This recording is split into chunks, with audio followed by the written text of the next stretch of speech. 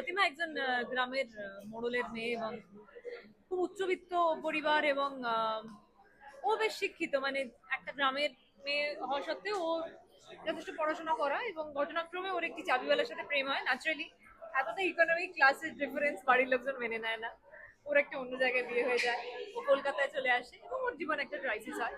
ইতিমধ্যে চাবিওয়ালা নিজের কাজের জন্য জীবিকার তাগিদে শহরে আসে, এবং চাবিওয়ালার মধ্যে একটা অদ্ভুত ইনোসেন্স এবং ভাবনা আছে যে ফাতিমার বিয়ে হয়ে গেছে, ঠিক আছে, ডাজন্ট ম্যাটার, ও আমি তো কলকাতা শহরে যাবো, ওর সঙ্গে আবার দেখা হয়ে যাবে, মানে আমাদের আবার দেখা হয়ে যাবে, এরকম একটা ব্যাপার আর কি।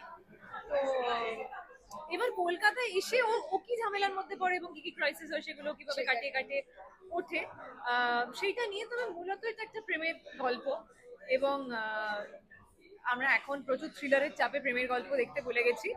তো এইখানে শুধুমাত্র ফাতিমা এবং এ চাবিওয়ালার প্রেমের গল্প নয়, এখানে অনেকগুলো চরিত্র আছে যারা একে অন্যের সঙ্গে অদ্ভুতভাবে কানেক্টেড, সেটা ছবিটা দেখলে বোঝা যাবে।